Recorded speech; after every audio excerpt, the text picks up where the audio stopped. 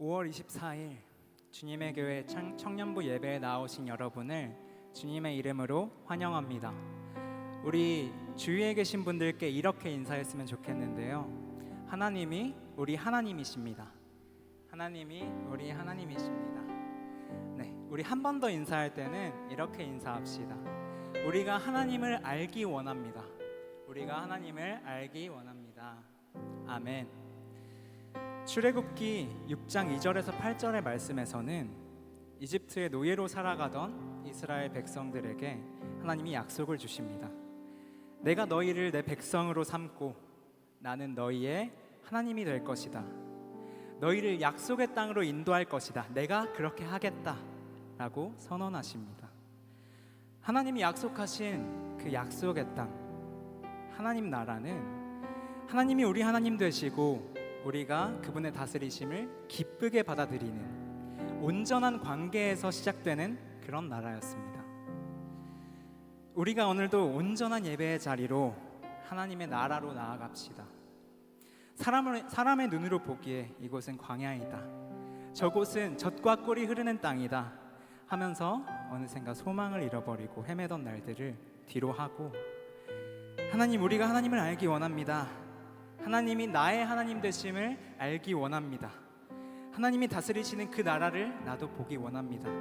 우리 이러한 마음의 고백을 담아서 함께 온전한 예배 자리로 나아갈 때 몸이 불편하지 않으신 분들은 함께 자리에서 일어나서 함께 찬양했으면 좋겠습니다.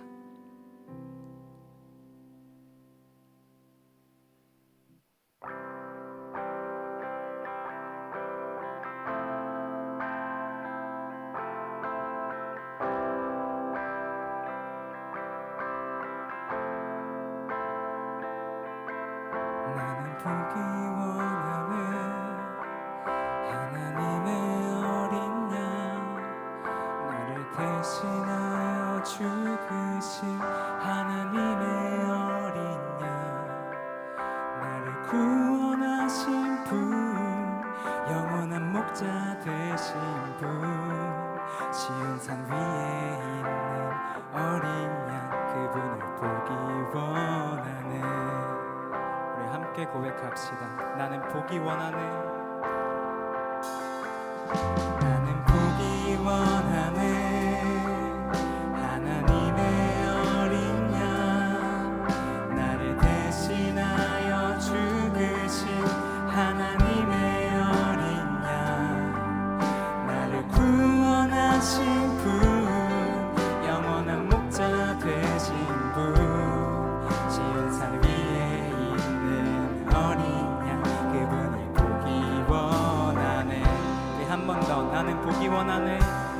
나는 보기 원하네 하나님의 어린 양, 나를 대신하여 죽으신 하나님의 어린 양, 나를 구원하신 분, 영원한 목자 되신 분, 시온산 위에 있는 어린 양, 그분을 보기 원하네.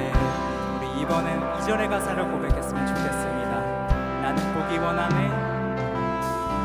나는 보기 원하네 흰 옷 입은 사람들, 어린 양이 어디로 가든지 따라가는 사람들, 나의 영원한 소원 있네 그분을 따라가는 것. 흰 옷 입은 사람들, 그들과 나도 있기 원하네. 나는 보기 원하네 흰 옷 입은 사람들, 어린 양이 어디로 가든지 따라가는 사람들, 나의 영원한 소원 있네 그분을 따라가는 것. 흰 옷 입은 사람들, 그들과 나도 있기 원하네. 우리 이번엔 더 높은 목소리로 나는 보기 원하네. 나는 보기 원하네 주의 능력에 나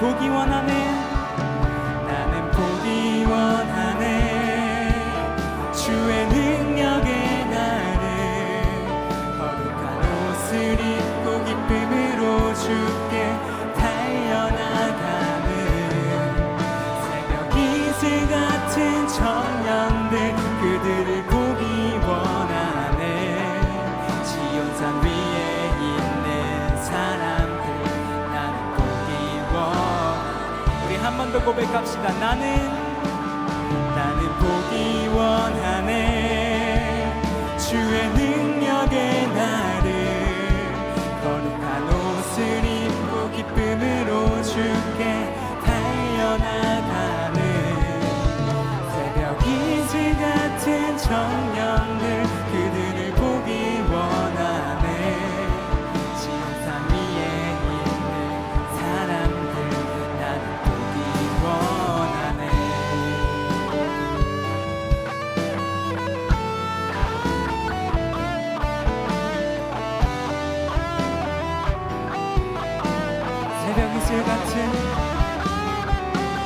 새벽 이슬 같은 청년들 그들을 보기 원하네 지온산 위에 있는 사람들 나는 보기 원하네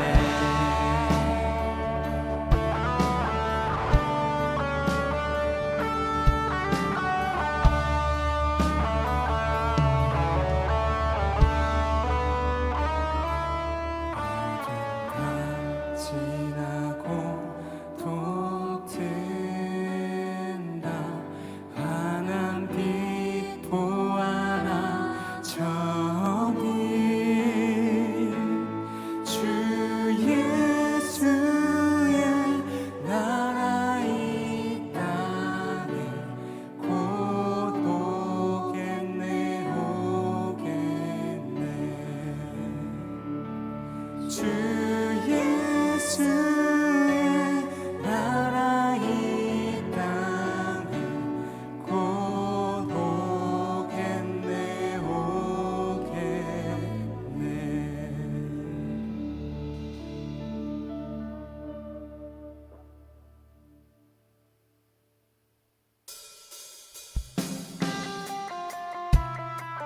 이 시간 우리 박수 치면서 우리 전능하신 하나님, 우리의 왕 되신 하나님, 우리에게 참 자유를 주시는 우리 하나님을 찬양하며 나아갑시다. 할렐루야!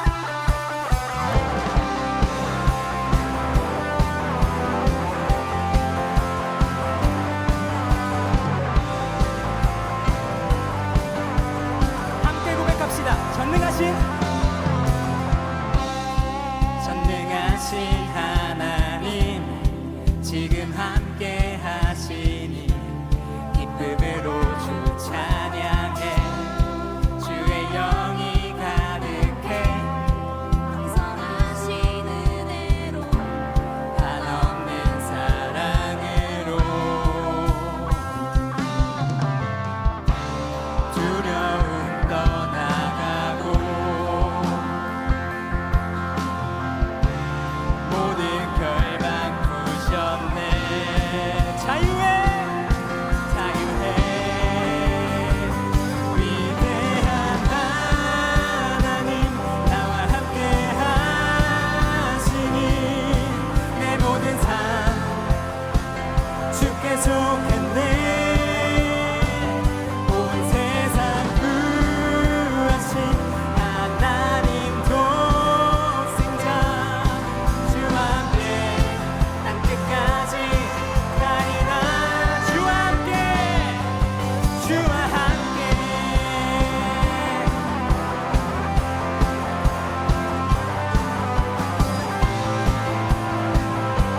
우리 이 시간 처음부터 다시 고백합시다. 전능하신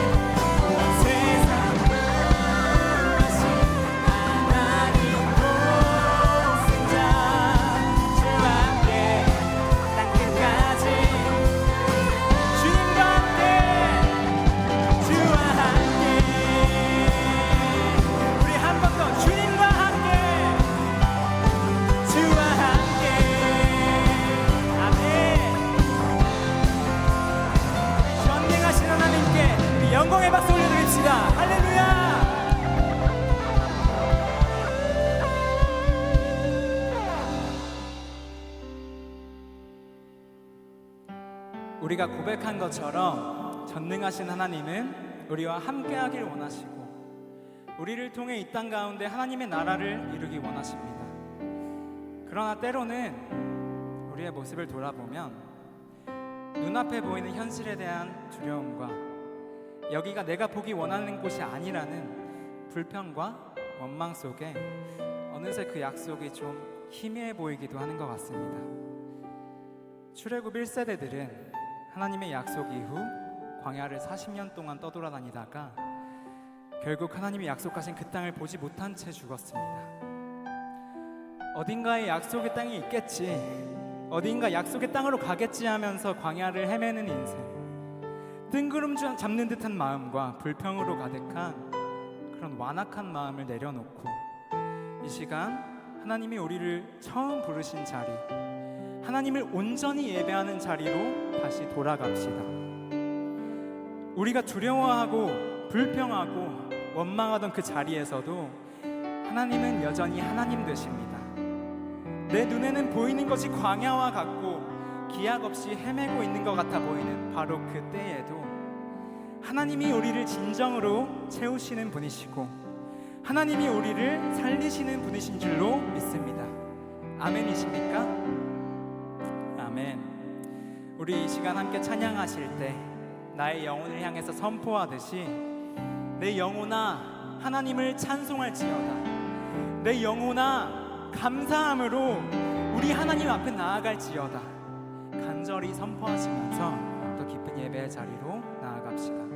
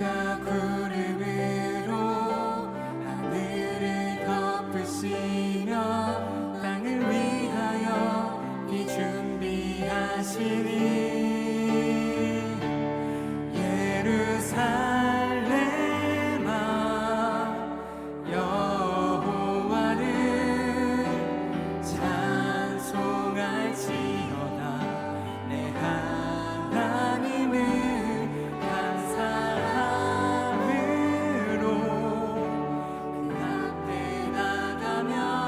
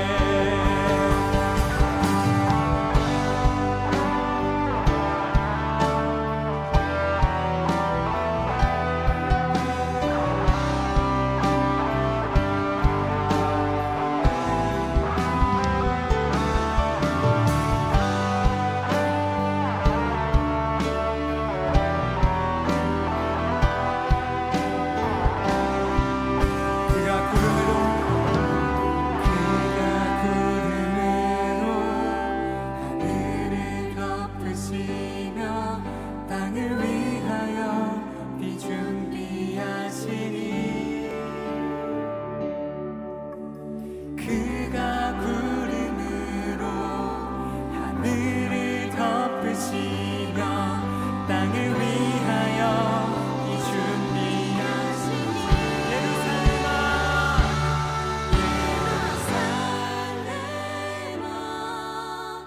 여호와를 찬송할지어다 찬송할지어다 내 하나님을 감사함으로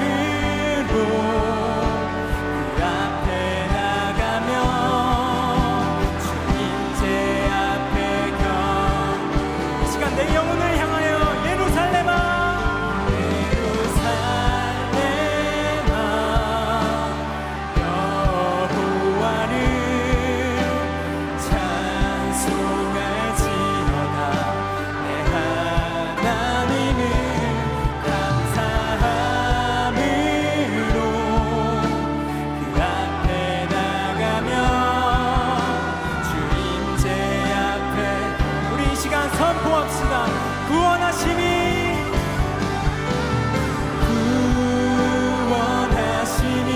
보좌에 앉으신 우리 하나님과 어린 양께 있도다.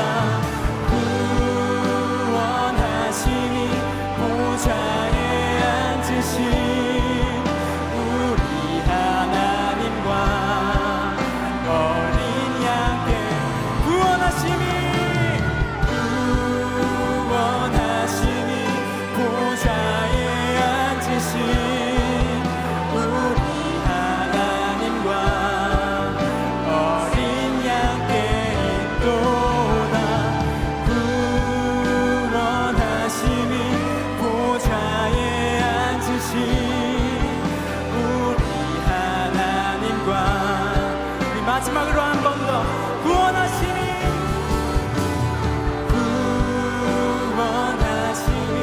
보좌에 앉으신 우리 하나님과 어린 양께 있도다. 구원하심이 보좌에 앉으신 우리 하나님과 어린 양께 있도다. 이 시간 우리가 기도로 더 깊은 예배의 자리로 나아갑시다. 하나님, 우리가 하나님을 알기 원합니다. 나의 목마름을 채우시는 분이 오직 하나님이심을 알기 원합니다. 오직 하나님의 말씀에 생명과 능력이 있음을 알기 원합니다. 오늘 이 시간 내 안에 예배하는 선한 마음을 창조하여 주시옵소서. 우리가 하나님의 얼굴을 보고 하나님이 다스리시는 그 나라를 보게 하여 주시옵소서. 이 간절한 기도의 제목을 가지고 온전한 예배와 하나님의 나라를 구하며 우리 함께 기도하며 나아가시겠습니다. 함께 기도하시겠습니다. 하나님 아버지 주님 이 시간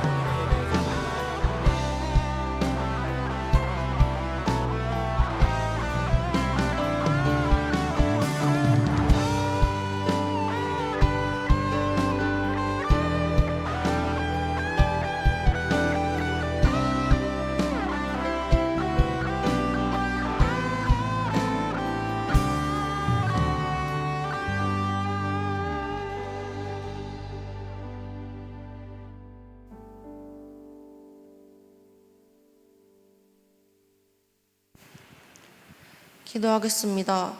사랑과 은혜가 풍성하신 하나님 아버지, 얼마 남지 않은 5월의 끝자락까지 우리를 지켜주시고 오늘 이 예배의 자리로 불러주심에 감사드립니다. 한 주간의 삶 속에서도 함께 하시며 우리의 걸음을 인도하신 주님의 은혜를 찬양합니다. 주님, 지난 한 주를 돌아볼 때 하나님보다 세상의 걱정과 생각을 더 붙잡고 살아왔던 순간들이 있었음을 고백합니다. 기도보다 내 마음과 감정을 앞세웠고 믿음보다 불안함이 먼저였던 우리를 용서해 주세요. 이 시간 우리의 마음을 새롭게 하시고 다시 주님만 바라보게 하소서. 오늘 드려지는 예배가 형식적인 시간이 아니라 살아계신 하나님을 만나는 예배 되게 하여 주세요. 찬양 가운데 기쁨을 회복하게 하시고 기도 가운데 평안과 위로를 경험하게 하시며 성령님께서 이 예배를 온전히 인도하여 주소서. 우리 교회와 청년부를 위해 기도합니다. 교회가 세상 속에서 빛과 소금의 역할을 감당하게 하시고 우리 청년부도 서로 사랑하며 믿음 안에서 함께 성장하게 하소서. 삶의 여러 현실과 고민 속에서도 하나님을 붙든 믿음을 잃지 않게 하시고 어디에서든 예수님의 향기를 나타내는 청년들 되게 해주세요. 오늘 소문의 낙원이라는 제목을 가지고 말씀을 전하시는 김세현 목사님께 성령의 충만함과 담대함을 더해주시고 선포되는 말씀이 우리의 마음을 변화시키는 살아있는 말씀 되게 하소서. 듣는 것으로 끝나는 것이 아니라 삶 속에서 적용하며 살아가는 믿음이 되게 해주세요. 우리의 예배를 기쁘게 받아주시길 바라며 살아계신 예수 그리스도의 이름으로 기도드립니다. 아멘.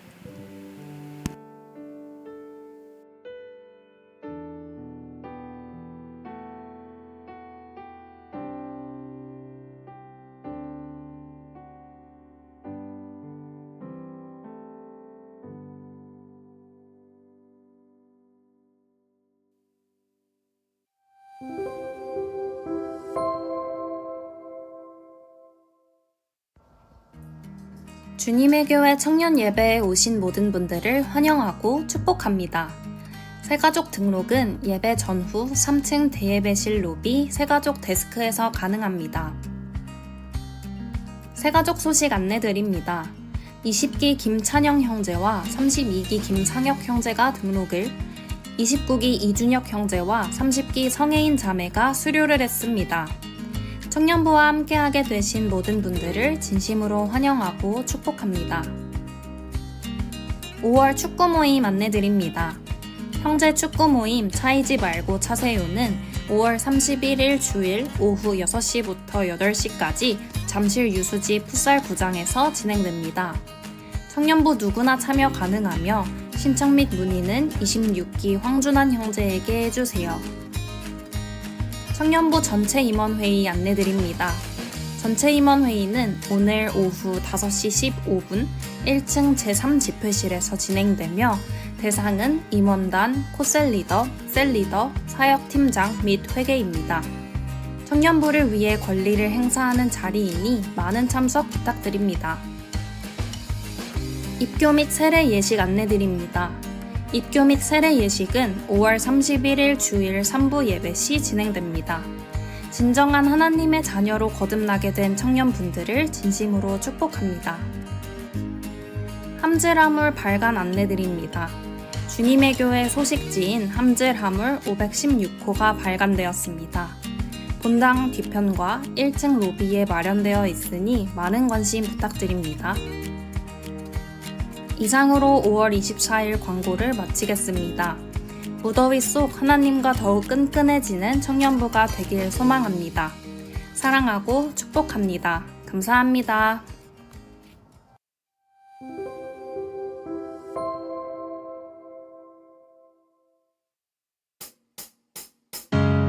다시 숨을 고르고 거칠은 이 길을 달리기, 고난도 실망도 나를 멈출 순 없네. 끝이 없는 달리기, 하나님과 나의 이야기, 난 꿈꾸고 있어. 결국 승리의 그날을. 때론 눈물 나는 일들이 내겐 너무 버거워 지쳐 포기하고 싶을 때 날 부르신 주님, 내게 독수리 같은 새 힘을 주시리.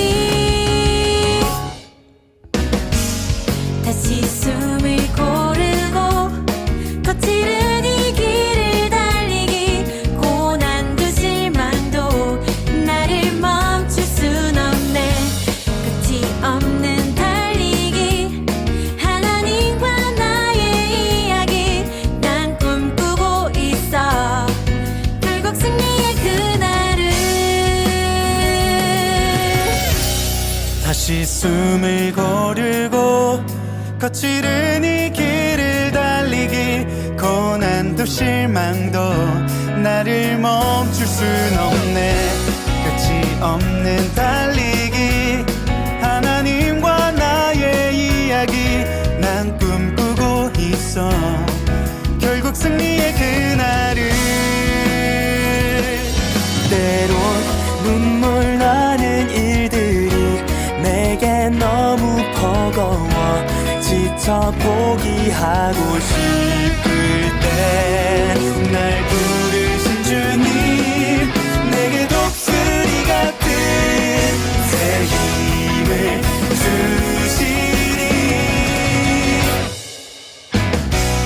다시 숨을 고르고 거칠은 이 길을 달리기 고난도 실망도 나를 멈출 순 없네 끝이 없는 달리기 하나님과 나의 이야기 난 꿈꾸고 있어 결국 승리의 그날을 다시 숨을 고르고 거칠은 이 길을 달리기 고난도 실망도 나를 멈출 순 없네 내가 달려야 할 길 나의 젊음을 다 쏟아내 내 사랑 내 운명 나의 주님께 달리기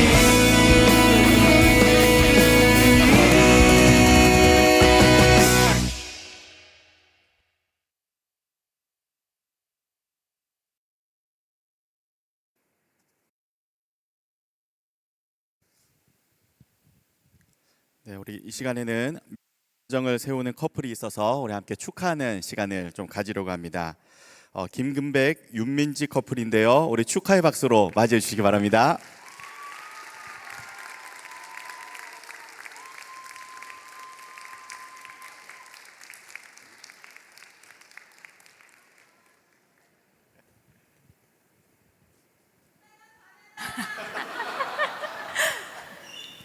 네, 무사히 결혼하게 됐습니다. 올라와서 안 울고 내일 안 울라고 밑에서 다 울고 올라왔어요. 긴장이 될 것 같아서 메모를 좀 해왔는데 어제 저녁에 이제 올라와서 무슨 말 할까 고민을 하다가 여기서 이 공동체에서 금빅이 만나고 연애했던 7년간을 돌아보니까 이 자리에 앉아있는 여러분들의 얼굴이 막 속속들이 떠올랐던 것 같아요. 그래서 무엇보다도 먼저 여러분께 우리 공동체에 감사하다는 말씀을 먼저 드리고 싶었고 그리고 오늘 찬양하면서 그 준비하신 하나님에 대해서 묵상을 참 많이 하게 됐습니다. 여기까지 준비하신 하나님, 앞으로도 준비하고 계신 하나님을 잘 순종하면서 언제나 그랬듯이 묵묵히 자리를 잘 지키고 맡은 바 잘 섬기는 부부가 되도록 하겠습니다. 내일 상로가트홀 1시 40분이고요. 초여름 날씨가 많이 더워지고 있는데 오셔서 맛있게 식사하고 가시면 더할 나위 없이 감사드릴 것 같습니다.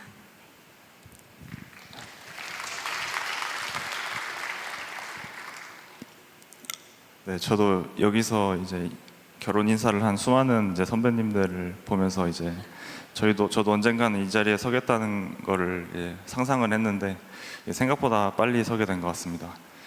무엇보다도 이제 제 20대, 그러니까 21살 때 셀 모임 때 만나가지고 이제 20대 대부분을 함께한 사람과 이 자리에 서게 돼서 저는 되게 감사하게 생각합니다. 저희 기도 제목을 말씀드리면 이제 3가지가 있는데 항상 서로를 우선으로 생각하고 존중하는 부부가 되기를, 두 번째는 하나님께서 중심 되시는 기도하는 가정을 이룰 수 있기를, 그리고 세 번째는 저희도 결혼 준비하고 이러면서 감사한 게 되게 많았는데 그 감사함을 잊지 않고 감사함을 이제 세상으로 흘러보내는 사랑과 축복의 통로로 쓰여지길입니다. 네, 이상입니다. 네, 정말 축하합니다. 무엇보다 제 가슴에 가장 기억에 남는 단어는 셀 모임에서 만난 커플이다. 할렐루야. 좋습니다. 네, 내일입니다. 우리 오후 1시 40분 상록 아트홀에서 결혼식이 있는데요. 많이도 오셔서 믿음의 가정을 세우는 이 가정을 축하해 주시기 바랍니다. 우리 축복성으로 이 가정을, 커플을 우리 축복하겠습니다.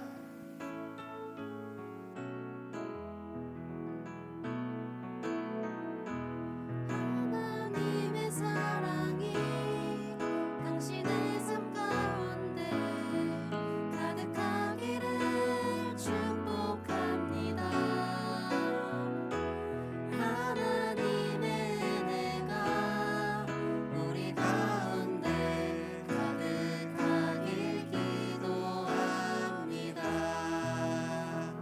네, 제가 잠깐 기도하겠습니다.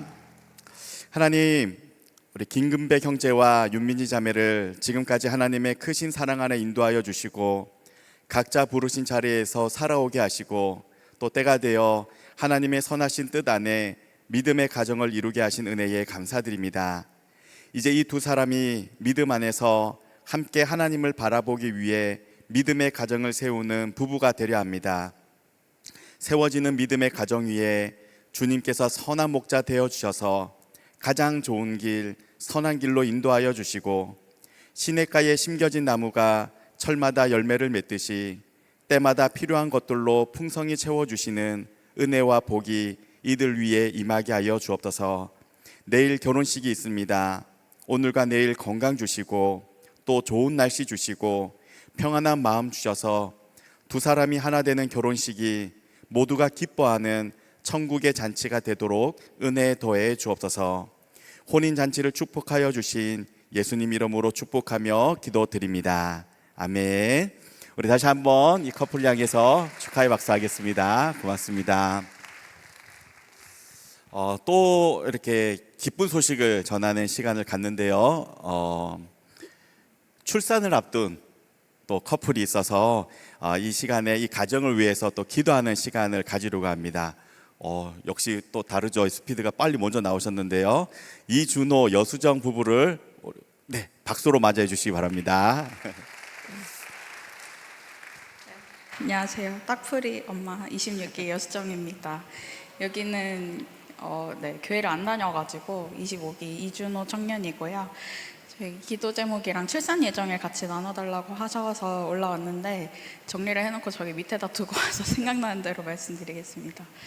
출산 예정일은 7월 4일인데 아직 자연분만을 할지 제왕절개를 할지 선택을 못해서 언제 나올지를 모르겠어요. 그래서 이름을 시엘이라고 하나님의 때라는 뜻으로 지었는데 하나님의 때에 맞게 잘 나왔으면 좋겠습니다. 그게 우선 기도 제목이고 아이가 건강하게 아프지 않게 잘 나와서 잘 자라는 아이가 되었으면 좋겠고 무엇보다도 하나님의 때라는 이름을 지은 것처럼 하나님의 때에 맞게 잘 자라는 아이가 될 수 있도록 그리고 그런 아이가 저희한테 온 것처럼 저희도 그런 걸맞는 부모가 될 수 있도록 같이 기도해 주시면 감사하겠습니다.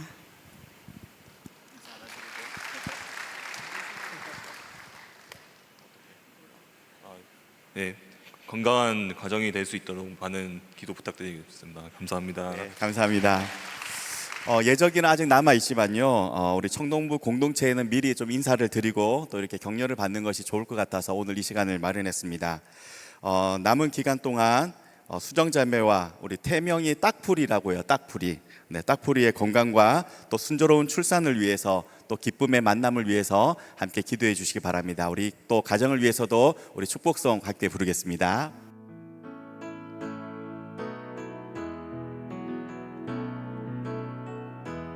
하나님의 사랑이 당신의 삶 가운데 가득하기를 축복합니다.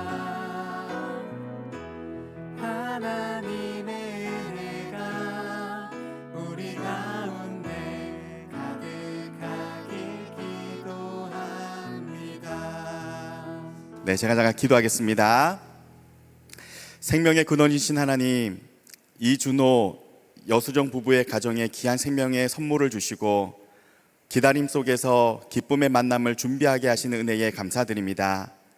지금까지 이 두 사람과 우리 시에리를 지켜주시고 함께 해주신 것처럼 남은 임신 기간 중에도 하나님께서 특별하신 은혜로 보호하여 주시고 좋은 의사 선생님 만나게 하셔서 출산의 모든 과정이 순조롭게 진행되도록 인도하여 주옵소서.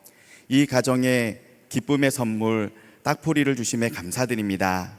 이들 부부가 부르는 태명대로 하나님께 딱 붙어 사는 자녀가 되게 하시고 이 가정에 웃음과 기쁨이 되는 자녀로 무럭무럭 자라나도록 은혜 더해 주옵소서.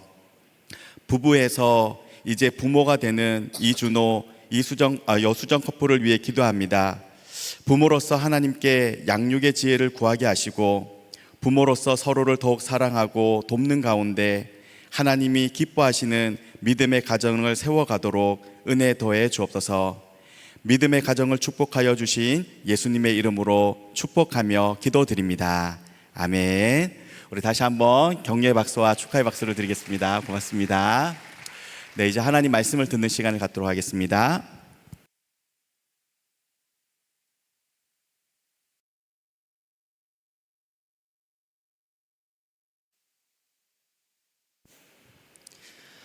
오늘 우리에게 주시는 하나님의 말씀은 구약 출애굽기 6장 2절에서 8절까지의 말씀입니다. 이제 거룩하신 하나님의 말씀을 봉독할 때에 모두 자리에서 일어나 합독하시겠습니다. 하나님이 모세에게 말씀하여 이르시되 나는 여호와이니라. 내가 아브라함과 이삭과 야곱에게 전능의 하나님으로 나타났으나 나의 이름을 여호와로는 그들에게 알리지 아니하였고 가나안 땅 곧 그들이 거류하는 땅을 그들에게 주기로 그들과 언약하였더니 이제 애굽 사람이 종으로 삼은 이스라엘 자손의 신음소리를 내가 듣고 너의 언약을 기억하노라. 그러므로 이스라엘 자손에게 말하기를 나는 여호와라. 내가 애굽 사람의 무거운 짐 밑에서 너희를 빼내며 그들의 노역에서 너희를 건지며 편팔과 여러 큰 심판들로서 너희를 속량하여 너희를 내 백성으로 삼고 나는 너희의 하나님이 되리니 나는 애굽 사람의 무거운 짐 밑에서 너희를 빼낸 너희의 하나님 여호와인 줄 너희가 알지라. 내가 아브라함과 이삭과 야곱에게 주기로 맹세한 땅으로 너희를 인도하고 그 땅을 너희에게 주어 기업을 삼게 하리라. 나는 여호와라 하셨다 하라. 이제 김세현 목사님 나오셔서 소문의 낙원이라는 제하의 말씀 전해주실 때 하나님의 말씀을 깊이 경청하시는 시간 되시길 바랍니다.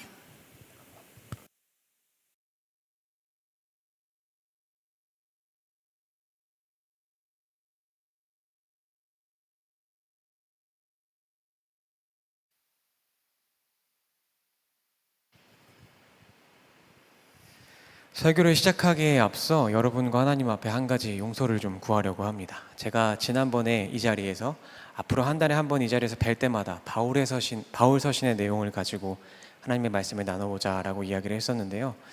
여러 가지 청년들의 일정들 때문에 제 설교 일정이 이렇게 바뀌다 보니까 지금 바울 서신을 시작하면 올 한 해가 다 끝날 때까지 끝내지 못하게 되더라고요. 그래서 내년까지 이어갈까라는 생각도 해봤지만 내년에 제가 이곳에서 여러분들과 함께 하나님의 말씀을 나눌 수 있다라는 보장이 없기 때문에 그런 불확실성 안에서 이 끝내지 못할 것을 시작하는 것은 아니라고 생각이 돼서 원래 계획을 내려놓게 되었습니다. 이 하나님의 말씀이 전하여지는 이 자리에서 지키지 못할 말을 하면 안 되는데 저의 생각이 참 짧고 교만하였음을 이 자리에서 여러분과 하나님 앞에 고백하며 용서를 구합니다. 사람이 마음으로 자기에게 길을 계획할지라도 그의 걸음을 인도하시는 이는 여호와이시니라는 이 하나님의 말씀을 기억하며 앞으로 더욱더 겸손하게 신중하게 이 자리에 임하도록 하겠습니다. 여러분 저의 사과를 받아주실 거죠? 감사합니다. 저희 잠깐 기도하고 말씀을 나누겠습니다. 하나님, 오늘 이 시간 하나님의 말씀을 함께 나눌 수 있도록 이 자리를 허락하여 주시니 참 감사합니다. 전하는 자는 한없이 부족하오나 전하여지는 하나님의 말씀은 완전함을 믿으며 나아가오니 이 시간 전하는 자는 완전히 지어지고 오직 완전한 하나님의 말씀만이 우리 안에 남게 하여 주시옵소서. 이 모든 기도와 간구 우리 구주 예수 그리스도의 이름으로 기도합니다. 아멘. 여러분, 유재석 씨가 진행하는 유퀴즈라는 프로그램 다 아시죠? 네, 저도 종종 보곤 하는데요. 언제 한번 이 프로그램에 인지심리학 교수이신 김경일 교수님께서 나오셔서 이런 이야기를 하신 적이 있습니다. 한국인들은 우리라는 이 관계를 굉장히 중요하게 생각하는 관계 중심적인 특징을 가지고 있다라는 것인데요. 이게 어느 정도냐면 우리가 밥을 시킬 때도 서로의 눈치를 보면서 굉장히 관계 중심적으로 주문을 한다는 겁니다. 그래서 우리 한국인들이 가장 좋아하는 메뉴 뭡니까? 아무거나.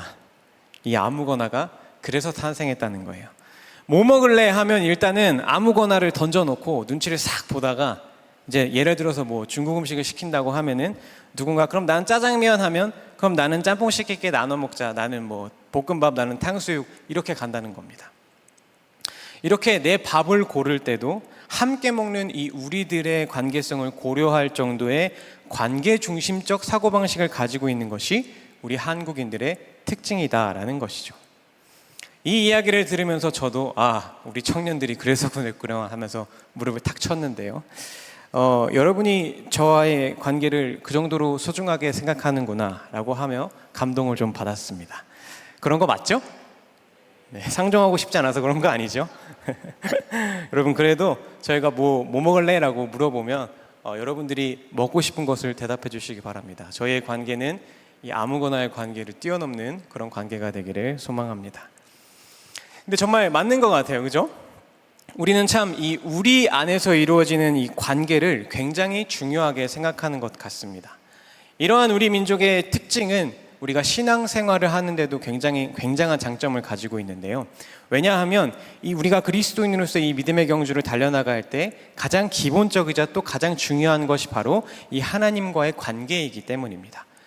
우리가 믿음의 경주를 함에 있어서 하나님과의 관계가 중요한 것은 이미 모두가 아시듯이 하나님과의 관계가 무너지면 하나님을 향한 우리의 믿음이 무너질 수밖에 없고, 믿음이 무너지면 이 믿음의 경주를 완주할 수 없는 것은 너무나도 당연한 사실이기 때문입니다.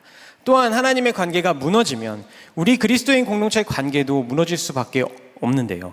왜냐하면 하나님과의 관계가 무너지면 하나님을 사랑함으로 서로를 사랑할 수가 없게 되고, 그렇게 우리 관계 안에서의 하나님 사랑이 빠지게 되면 우리는 내 방식, 내 취향대로 서로를 사랑하다가 서로에게 상처를 주고 상처를 입는 그러한 악순환의 관계가 이루어지기 때문에 우리의 이 공동체가 무너질 수밖에 없다는 것이죠.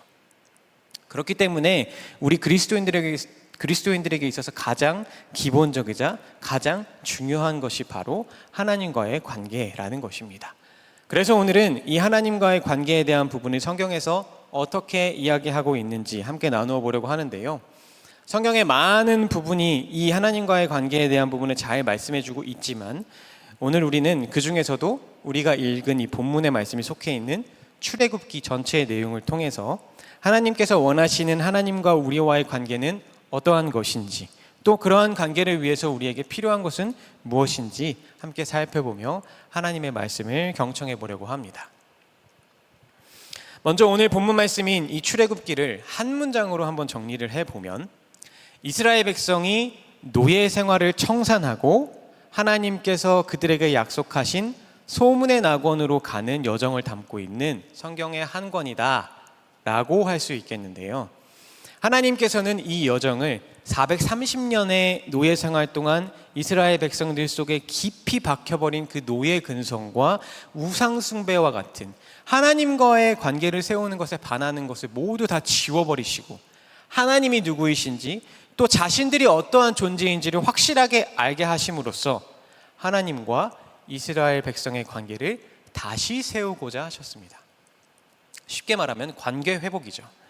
그리고 오늘 본문 말씀이 바로 그 하나님의 계획에 대한 선포이신데요. 우리가 오늘 읽은 이 출애굽기 6장 2절에서 8절 말씀을 메시지 성경으로 다시 한번 읽어보겠습니다. 시작. 하나님께서 모세에게 말씀하시며 그를 안심시키셨다. 나는 하나님이다. 나는 아브라함과 이삭과 야곱에게 강한 하나님으로 나타났으나 그들에게 하나님이라는 내 이름으로 나를 알리지 않았다.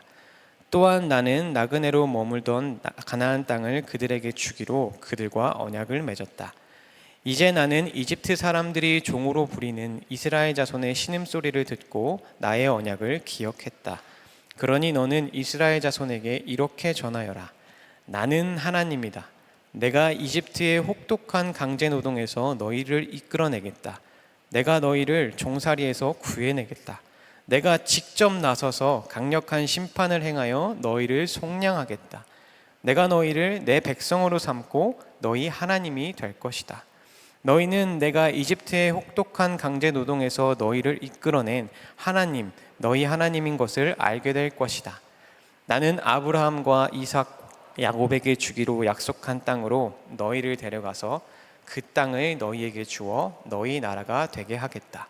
나는 하나님이다. 아멘. 여러분, 뭔가 비슷한 내용이 계속 교차되면서 반복되어지는 것 같지 않습니까?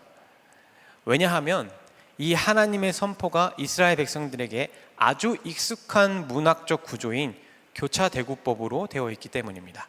그런데 여기서 중요한 것은 이 교차대구법이라는 이 문학적 구조가 어쨌나 저쨌냐 이런 것이 아닙니다. 여기서 중요한 것은 하나님께서 왜 이 관계 회복을 선포하시는 말씀에서 이 교차대구법을 사용하여 말씀하셨을까라는 점입니다. 왜 그러셨을까요, 여러분? 하나님께서 문학적인 것을 좋아하셔서요? 아니죠. 그것은 온전히 이스라엘 백성들을 향한 하나님의 배려였습니다.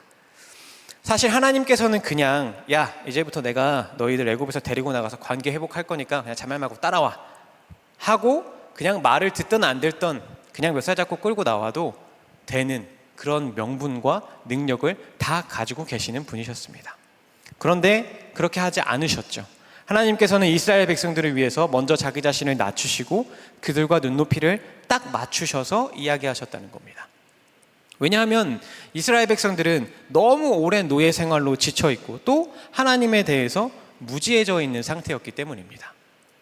그리고 이건 제가 묵상하다가 느낀 내피셜인데, 여러분 우리가 일할 때 노동요 들으면 힘나잖아요, 그렇죠? 제가 해외에서 일할 때도 그 힘든 일터에서 다양한 인종들을 하나로 모으는 게 바로 이 노동요였는데요. 이 노동요는 아마 어딜 가서도 있을 거예요. 그래서 아마 이 이스라엘 백성들도 그 힘든 노역을 감당하기 위해서 노동요를 즐겨 부르지 않았을까 싶은 거예요. 근데 또 찾아보니까 이 교차대구법이라는 이 문학적 구조가 이스라엘 백성들의 노래나 시와 같은 것에 또 자주 사용되었다는 겁니다. 그러니까 뭡니까? 하나님께서 그냥 야 가자 하고 끌고 나오실 수 있는 힘이 있으심에도 불구하고 이스라엘 백성들의 수준과 상황에 그 눈높이를 딱 맞추셔서 그 당시에 그들이 가장 마음을 열기 쉽고 받아들이기 쉬운 그러한 방법으로 다가오셨다는 것입니다. 왜요? 하나님이 원하시는 관계는 주종의 관계 혹은 상명하복의 수직적인 관계가 아니라 함께 하나님의 나라를 세워가기 위해 함께 걸어가고 함께 동역하는 그런 동행의 관계였기 때문입니다. 그리고 이러한 관계는 출애굽 당시에만 이스라엘 백성들이 불쌍해 보여서 하나님께서 원하시던 그런 관계가 아니었습니다. 이러한 관계는 하나님께서 태초에 천지를 창조하시고 하나님의 형상대로 우리를 만드실 때부터 정하신 관계였어요. 그래서 하나님이 혼자서도 다 하실 수 있는 이 땅을 다스리는 일을 아담과 하와에게 나눠주셨고 또 우리 머릿속에 너네 선악과 따먹지 마, 선악과는 먹으면 안 되는 것이라고 코딩해 놓지 않으시고 먹으면 안 된다라고 말씀은 하셨지만 우리에게 선택할 수 있는 자유를 주셨잖아요. 그렇죠? 이처럼 하나님께서는 늘 우리와 함께 동행하는 관계이기를 원하셨고 그것은 지금도 마찬가지이며 출애굽 당시 이스라엘 백성과의 관계에서도 마찬가지이셨습니다.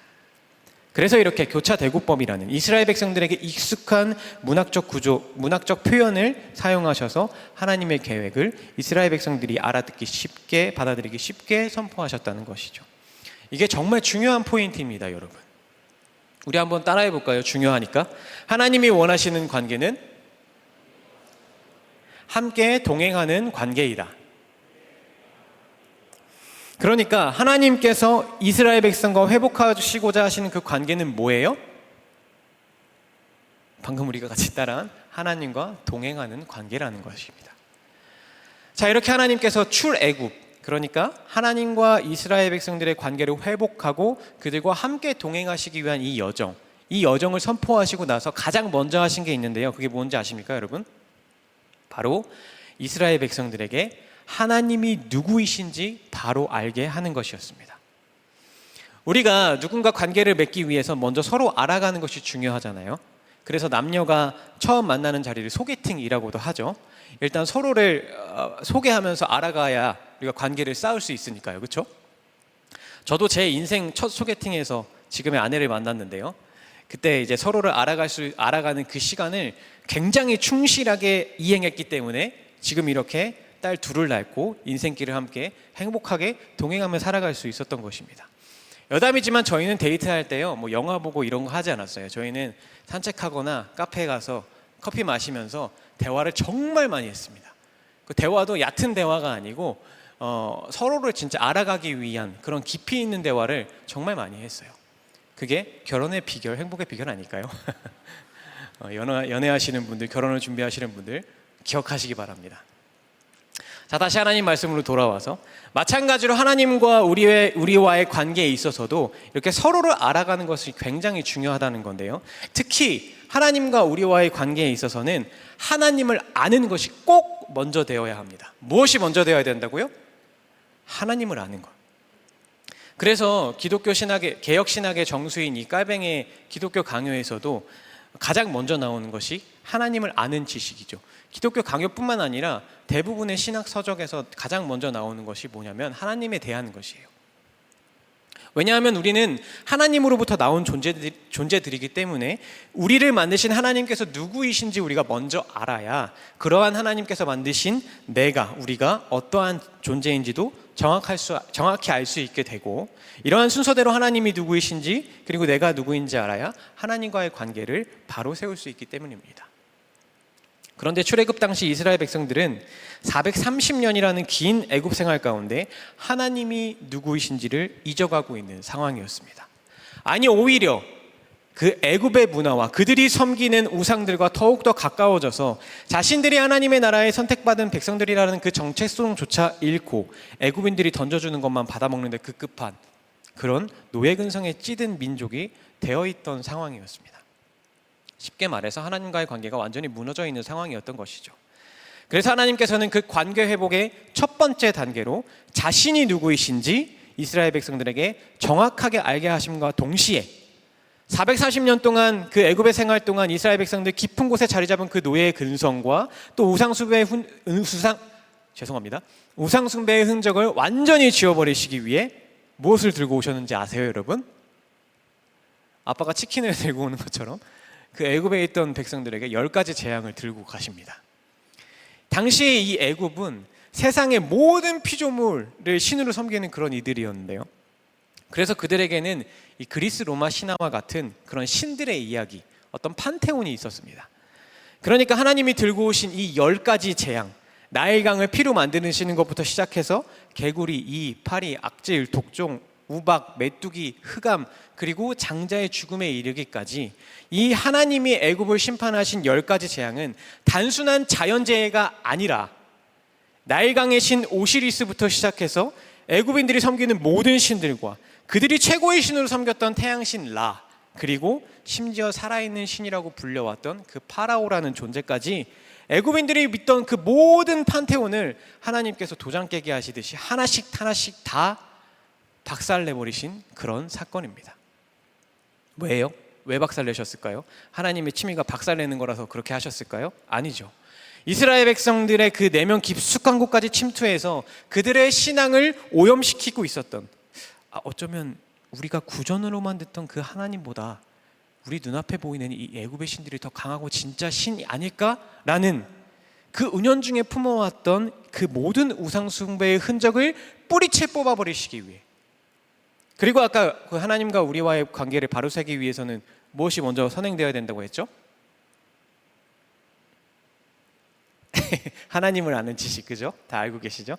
그 하나님을 아는 것, 그것을 위해 이 10가지 재앙을 통해 하나님이 누구이신지 이 백성들이, 이스라엘 백성들이 다 보고 듣고 느낄 수 있게 하셨다는 것입니다. 구전으로만 듣던 하나님을 그들의 삶으로 체험하게 된 거죠. 이것이야말로 진짜 완전한 시청각 교육, 완전한 기독교 교육이 아니겠습니까? 결국 이 10가지 재앙으로 인해서 애굽은 두 손 두 발 다 들고 이스라엘 백성들을 보내주게 됩니다. 심지어는 빨리 나가라고 다신 보지 말자고 보석 같은 귀중품들도 잔뜩 쥐어서 보내요. 그냥 막 룰루랄라 나갔죠. 그런데 나가자마자 첫 번째 고난이 닥칩니다. 무엇입니까? 홍해가 그들의 앞을 막아섰습니다. 그런데 설상가상으로 그들의 뒤에 누가 따라와요? 애굽의 군대가 다시 쫓아와요. 왜냐하면 하나님께서 애굽 왕 파라오의 마음을 다시 완악하게 만드셨으니까요. 왜 완악하게 만드셨을까요? 이스라엘 백성들을 괴롭히기 위해서요? 아니죠. 애굽과의 관계를 완전히 마침표 찍기 위함이셨어요.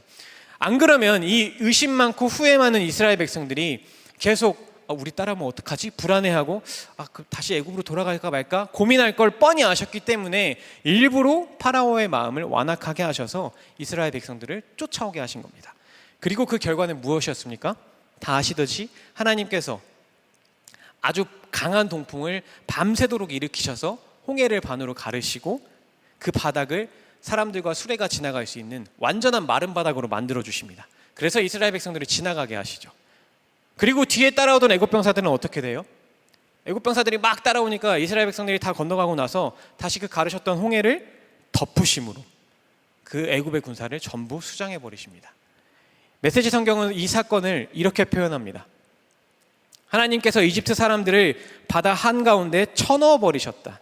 바닷물이 다시 돌아와서 전차와 기병들을 덮어버렸다. 이스라엘을 추격하여 바다에 들어온 바로의 군대 가운데 살아남은 사람이 하나도 없었다. 그제서야 이스라엘 백성들은 하나님을 조금씩 경외하고 믿기 시작합니다. 사실 나올 때까지만 해도 하나님을 믿었다라는 말, 경외했다는 말은 성경에 기록되지 않아요. 심지어 애굽에서 나온 이후에 홍해 앞까지 그 가는 동안 하나님께서 그들을 밤낮으로 구름 기둥과 불 기둥으로 함께 지켜 보호하셨음에도 불구하고 그들이 하나님을 경외했다, 믿었다라는 말은 성경에 나오지는 않습니다. 그런데 홍해를 가르시고 그들을 실제적으로 위협하던 애굽의 군대를 눈앞에서 없애버리시자 그제서야 조금씩 믿기 시작하고 그제서야 하나님을 찬양하며 기뻐하기 시작합니다.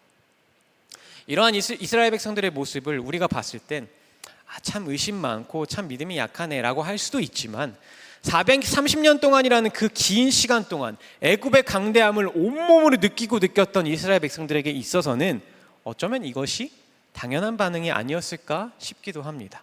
그리고 하나님께서도 그거를 아셨기 때문에 이와 같은 방법들을 통해서 너희들이 진짜 두려워해야 할 대상은 애굽과 그 우상신들이 아닌 나 여호와 하나님이다 라는 것을 알게 하신 것이죠.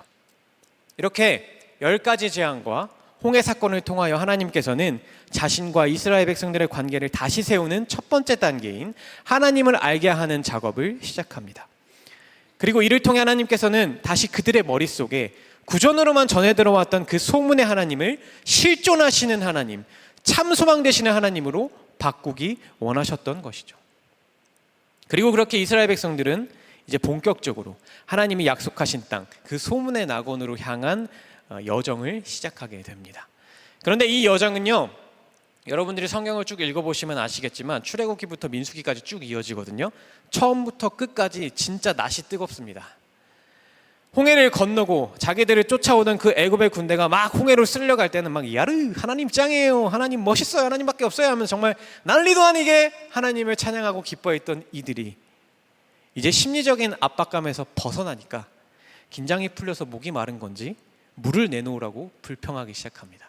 출애굽기 15장에 나오는 이 마라의 쓴물 사건인데요, 수르 광야에서 사흘 동안 걸었는데 물이 없는 겁니다. 그러다가 겨울 발견한 게 이 마라의 물이었는데 물이 너무 써서 마실 수 없게 되자 우리 뭘 마시고 살라는 거냐 하면서 불평하기 시작된 거예요. 그러자 하나님께서는 그 물을 마실 수 있게 해주시고 또 엘림이라는 좋은 곳으로 이스라엘 백성들을 인도하셔서 충분한 쉼을 누리게 하십니다. 그런데 또 얼마 지나지 않아 엘림에서 떠나 신광야를 걷던 도중 애굽에서 가지고 나온 양식들이 다 떨어지자 이제는 전보다 한술 더 떠서 애굽에 있을 때는 먹을 게 잔뜩 있었는데 차라리 애굽에서 그냥 노예 생활하다가 죽을 걸 그랬다 하면서 막 또 불평불만을 토해내기 시작합니다. 그러자 하나님께서는 하늘에서 만나를 내려주셔서 그들의 배를 불려주십니다. 이제 만나로 음식 문제가 조금 해결되니까 또 목이 막혔나 봐요. 목이 말랐나 봐요. 르비딤이라는 곳에서 또 물을 달라고 불평불만을 합니다. 이때는요 좀 심각했는데요, 모세가 생명의 위협을 느낄 정도로 모세와 하나님을 비난하면서 불평하기 시작합니다. 그러자 하나님께서는 그들에게 물을 주십니다. 이스라엘 백성들은 광야 생활 내내 이렇게 뭐만 조금 모자라면 계속 하나님 앞에서 불평불만을 토해냈습니다. 그런데 그럴 때마다 하나님께서는 그 모든 불평과 불만을 들어주셨고 해결해 주셨습니다. 여러분, 이만하면 되지 않았습니까? 이제 이 정도면 그만하고 하나님이 얼마나 좋으신 분이신지 알고 인정하고 나 자신을 돌아볼 때도 되지 않았나요? 근데 그럼에도 불구하고 이 이스라엘 백성들은 여기서 멈추지 않습니다. 정말 더 나아가서 답답함의 끝을 보여주려고 합니다. 모세가 시내산에 십계명을 받으러 올라갔을 때의 일인데요. 이때는 이스라엘 백성들이 그 시내산 위에 임하신 하나님의 영광을 눈으로 다 본 후였어요. 본 상태였어요. 그리고 심지어 아론과 이 70명의 장로들은요, 하나님을 뵙고요, 식사까지 함께 했어요. 그런데 이 십계명을 받으러 간 모세가 좀 내려오는 게 늦어지자 이 답답한 백성들이 아론에게 자신들을 인도할 신을 만들어내라고 합니다. 그런데 또 아론이 신을 또 우상을 만들어내요. 금송아지를 만들어내죠. 그리고 그 금송아지를 함께 예배합니다. 여러분 정말 할 말을 잃게 만들지 않습니까? 이 설교를 준비하면서도 저는 정말 막 짜증이 솟구쳤는데요. 이런 이스라엘 백성들의 모습을 보면서 이런 표현을 쓰면 안 되는데 쓸 수밖에 없었어요. 진짜 너무 짜쳐요. 그렇지 않아요? 심지어는 이게 끝도 아니에요. 십계명을 받고 시내산을 떠나서도 이 불평불만, 이 하나님을 향한 비난은 계속됐어요. 그냥 아무 이유 없이 불평하고, 뭐 없다고 불평하고, 모세 몰아내고 자기가 한 자리 해보겠다고 막 반란 일으키고, 조금 힘들면 또 하나님 모욕하고, 이렇게 막 진짜 가지가지 하다가 진짜 어찌어찌 하나님이 약속하신 땅, 그 하나님의 약속이 시작될 땅, 그 가나안 앞까지 왔는데, 또 여기서는 거기에 살던 원주민들 피지컬 보고 쫄아가지고 우리 들어가면 다 죽는다, 다시 애국으로 돌아가자, 그러면서 또 다시 반란을 일으키려고 합니다. 그러다 결국 이 광야 1세대는 이 약속의 땅에 들어가지 못하는 저주를 받게 됩니다. 38년 동안 그냥 광야에서 전문적인 표현으로 뺑뺑이 돌다가 그 광야에서 다 죽어버려요. 소문의 낙원이 진짜 소문으로만 남게 된 비극을 맞이하게 된 것이죠. 여러분, 하나님께서 광야의 여정 동안 이스라엘 백성들의 그 모든 불평불만을 다 들어주시고 계속 타이르시고 또 이들에게 십계명을 주시고 성막 짓는 법, 제사 지내는 법 같은 하나님과 관계하는 모든 방법들을 정말 어린아이 가르치듯이 하나씩 다 가르쳐 주신 것은 그것을 통해 먼저는 하나님이 누구이신지 이들을 통하여 알게 하고 또 그 하나님을 알게 하는 것 안에서 그들 자신 또한 그 어떠한 존재인지를 깨닫게 하기 위함이었습니다. 그렇게 관계를 회복하고 그들과 동행하시기 위함이었습니다. 왜냐하면 그렇게 하나님과의 관계를 회복하고 하나님과 동행하는 삶을 사는 것이 온전한 출애굽의 완성이었기 때문입니다. 여러분, 근데 어땠습니까? 광야의 여정 속에서 이스라엘 백성들은 어땠습니까? 어떤 존재였어요? 그들은 여전히 하나님 나라의 백성이라는 정체성이 아닌 노예의식, 우상숭배와 같은 이 세상의 잘못된 정체성으로 변질된 이들이었습니다. 그러니까 막 계속 불평불만하고 하나님을 비난하고 반란을 일으키려 하고 그러죠. 몸만 애굽에서 나왔지 그들의 정체성과 영적인 상태 모든 것은 아직도 출애굽을 하지 못한 그런 상태였다는 것입니다. 하나님께서는 그런 그들로 하여금 그것을 깨닫게 하심으로 그들에게 완전한 출애굽을 선물해 주시기 위해 그 갖은 모욕과 비난을 다 참아가시면서까지 그들을 광야에서 교육하신 것입니다. 왜냐하면 그렇게 해야지만, 그렇게 하나님의 관계를 회복하고 또 하나님과 동행하는 그 완전한 출애굽을 이루어야지만 가나안 땅이라는 그곳에서 하나님과 함께 그들에게는 구전으로만 내려왔던 그 소문의 낙원을 하늘의 뜻이 땅에서도 이루어지는 실존하는 소망의 나라로 이루어가는, 세워가는 그 거룩한 사명에 동참할 수 있게 되기 때문이었습니다. 하나님께서는 그걸 원하셨어요, 이스라엘 백성들과. 그래서 광야의 시간을 그들과 함께 보내셨던 것입니다. 그런데 광야 1세대들은 끝까지 하나님이 누구이신지 바로 알지 못했어요. 아니, 사실 알려고 하지도 않았어요. 그들은 이 여정 동안 하나님과의 관계를 맺기를 철저히 거부하면서 하나님은 그저 자신들의 요구를 들어주는 그런 존재로만 남기를 원했습니다. 이렇게 하나님을 제대로 알지 못하니까, 받아들이지 못하니까, 알려고 하지도 않으니까 자신들의 존재에 대한 바른 자각도 하지 못하고 자신들의 그 경험과 지식이 얼마나 알량한 아집인지 깨닫지 못하고 계속 하나님 앞에서 뻗댔던 것이죠. 이러한 악순환 속에서 그들은 하나님과의 관계를 바로 세우지 못했고 결국 완전한 출애굽을 이뤄내지 못하며 비극을 맞이하게 된 것입니다. 여러분, 이스라엘 백성들이 왜 이런 비극을 맞이했다고요? 하나님과의 관계를 바로 세우지 못했기 때문입니다. 그렇다면 왜 관계를 바로 세우지 못했습니까? 자신들이 어떠한 존재인지 하나님 앞에서 모르고 자신들의 마음대로 하려고 했기 때문입니다. 그렇다면 왜 자신들이 어떠한 존재인지 몰랐습니까? 하나님을 알려고 하지 않았기 때문입니다. 이렇게 하나님을 알려고 하지 않고 자기들 마음대로, 자기들이 애굽에서 배운 대로 살아온 대로만 하려고 하니까 그런 비극을 맞이하게 된 것입니다. 성경에서 호세아 선지자도 이렇게 말씀하시죠. 우리가 여호와를 알자, 힘써 여호와를 알자. 개혁신학의 정수인 깔뱅의 기독교 강요에서도 이렇게 이야기합니다. 먼저 하나님의 얼굴을 바라보고 나서 거기로부터 내려와 자기 자신을 살피지 않고서는 절대로 자기 자신에 대한 명확한 지식을 얻을 수 없다.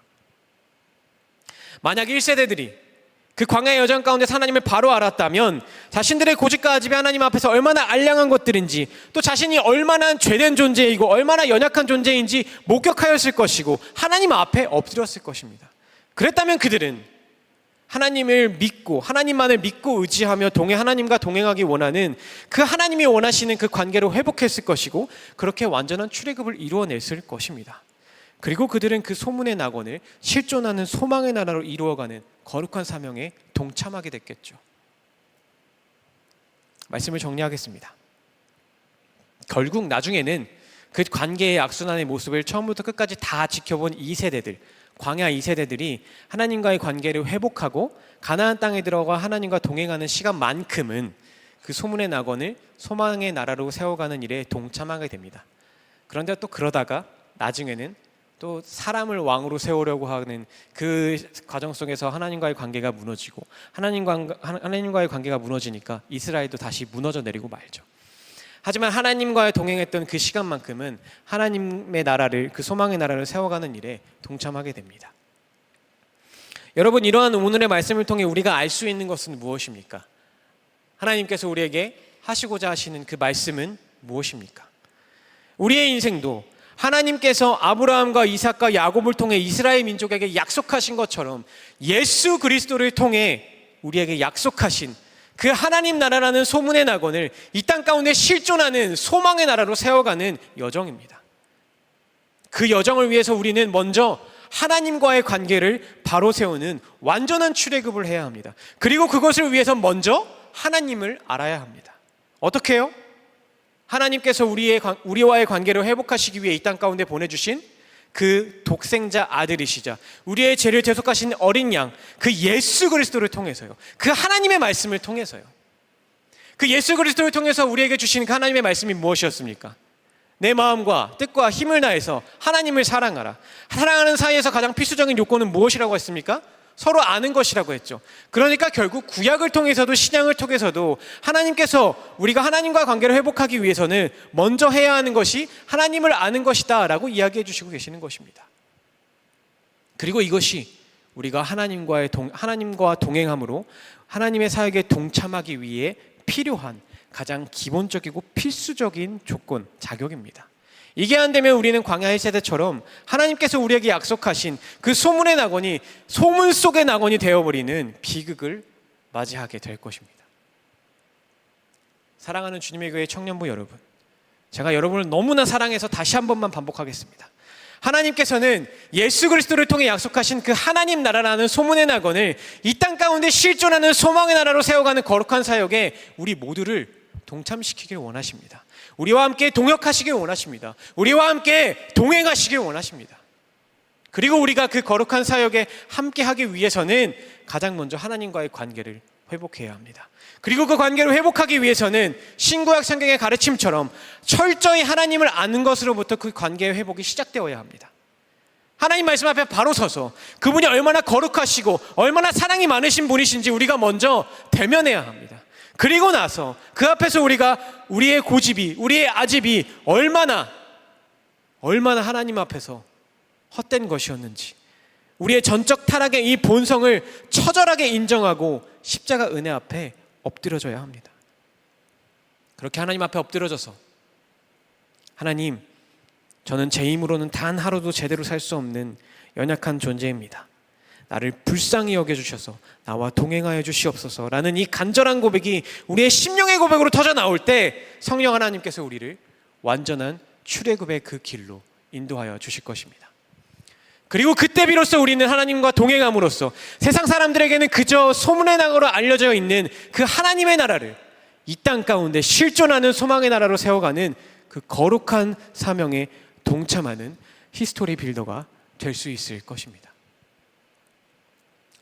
오늘 설교의 제목의 모티브였던 악동 뮤지션의 소문의 낙원에 이러한 가사가 있습니다. 도시에선 절대 알 수 없는 게 있죠. TV에선 절대 볼 수 없는 게 있죠. 떠나야만 알 수 있는 게 있죠. 여러분, 다른 방법은 없습니다. 하나님과의 관계를 회복하기 위해서는, 완전한 출애굽을 하기 위해서는 애굽을 떠나야 합니다. 우리의 몸만 떠나는 게 아니라 우리의 심령이 떠나야 합니다. 이 세상의 것을 다 떠나보내야 합니다. 나의 도파민과 세로토닌을 채워주는 그 세상의 것들, 혹은 하나님보다 더 사랑하는 나의 우상들, 그리고 하나님을 내 욕으로 들어주는 금송아지로 만든 나의 잘못된 신앙까지 다 버리셔야 합니다.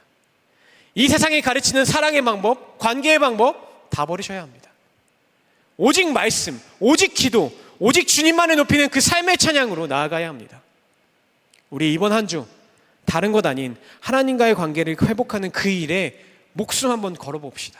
말씀으로 하나님을 알아가고, 기도로 우리의 연약함을 고백하고, 삶의 찬양으로 하나님을 높이며 하나님과의 관계를 회복하는 그 일에 우리가 함께 진짜 있는 힘을 한번 다해봅시다.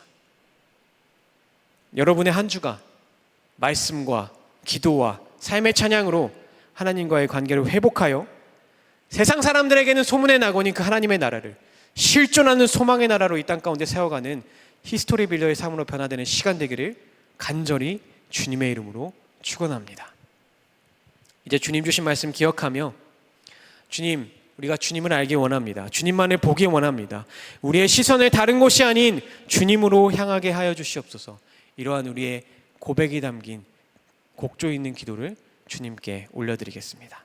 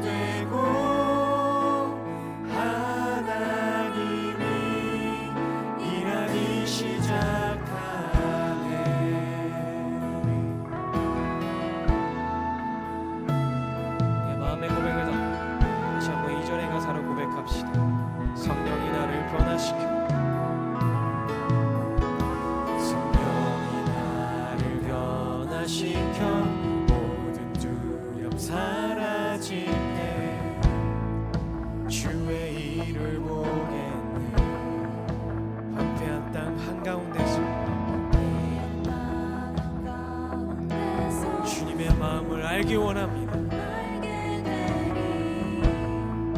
주님을 볼 때 모든 시선을 주님께 드리고 살아계신 하나님을 느낄 때 내 삶은 주의 역사가 되고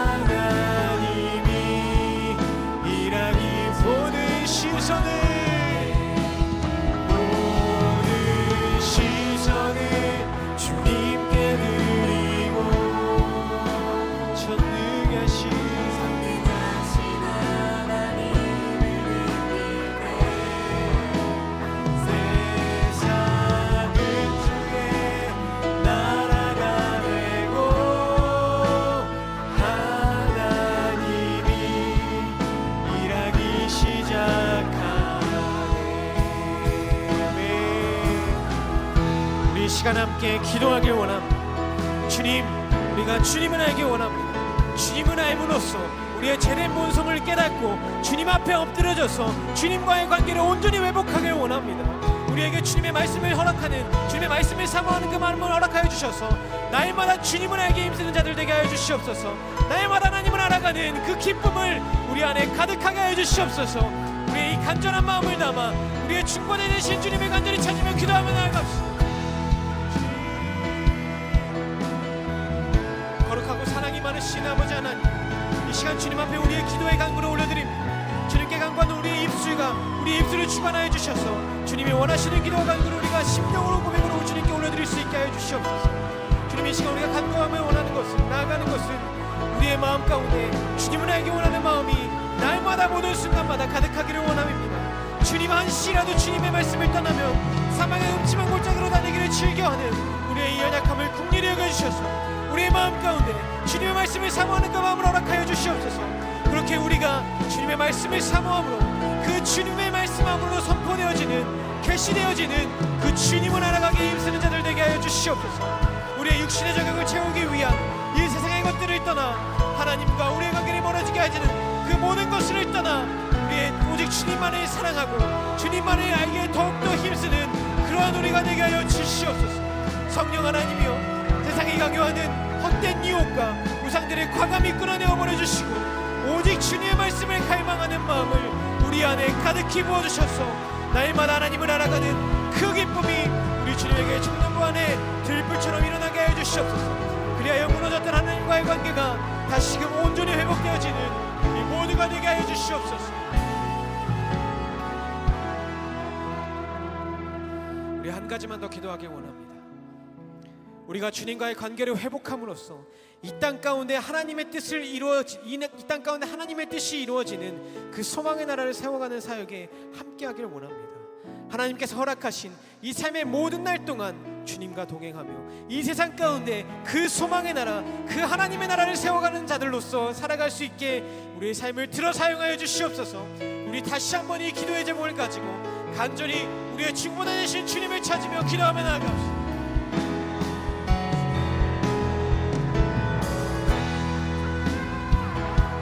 언제나 우리와 함께 하시기를 원하시고 우리를 끝까지 포기치 않으시는 은혜의 아버지 하나님, 우리와의 끊어진 관계를 회복하시기 위하여 독생자 아들까지 보내주신 그 아버지 하나님의 은혜와 사랑을 기억하고 그 은혜와 사랑 안에서 주님 앞에 엎드려지길 원합니다. 우리의 모든 죄된 본성과 악함을 주님 앞에 고백하며 나아가오니 주님, 우리를 긍휼히 여겨주시옵소서. 우리는 주님 없이는 그 어떤 것도 할 수 없는 연약한 자들입니다. 주님의 은혜와 사랑이 아니라면 영 죽을 수밖에 없는 죄인 중에 죄인들입니다. 이러한 우리의 연약함과 우리의 죄됨을 주님 앞에 고백하오니 성령 하나님이여, 우리를 완전한 출애굽의 길로 인도하여 주시옵소서. 그렇게 주님과의 관계를 회복하여 주시고 완전한 출애굽을 이루어내어 주심으로써 주님과 이 땅 가운데 하나님의 뜻이, 하늘의 뜻이 이루어지는 그 소망의 나라를 세워가는 자들 되게 하여 주시옵소서. 하나님께서 허락하신 이 삶의 모든 날 동안에 우리 주님과 동행하는 이 세상 가운데 그 소망의 나라, 하나님의 나라를 세워가는 자들로서 살아갈 수 있도록 우리의 삶을 들어 사용하여 주시옵소서.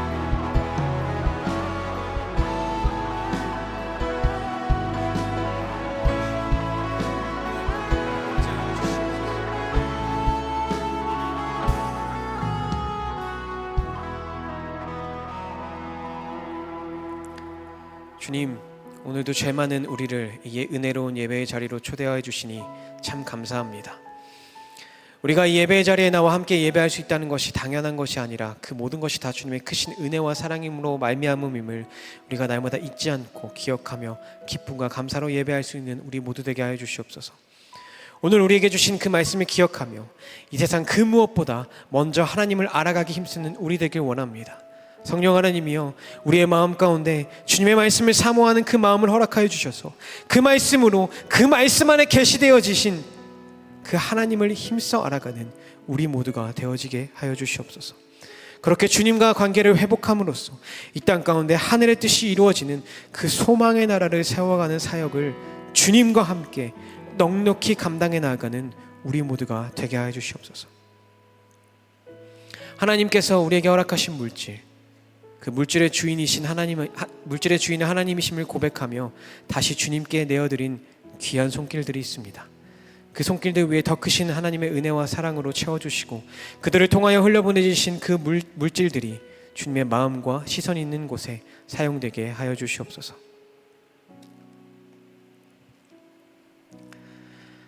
여호와는 내게 복을 주시고 너를 지키시기를 원하며 여호와는 그 얼굴로 내게 비추사 은혜 베푸시기를 원하며 여호와는 그 얼굴로 내게로 향하여 드사 평강 주시기를 원하노라.